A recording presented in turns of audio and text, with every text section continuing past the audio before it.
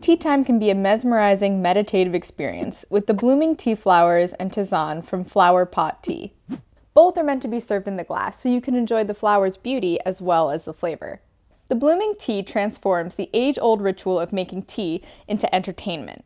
As the flower opens and grows inside the glass pot, it releases fragrance and flavor. And the tisane are actually dried flowers that add a unique floral taste to the brew.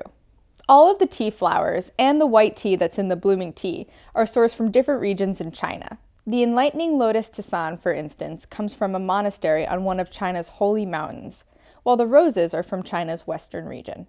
Each kit comes with instructions, time estimates, and the number of infusions or lifetime of each tea. Whether you're hosting friends or in for some solo tea sipping, these teas make for an extra special cup.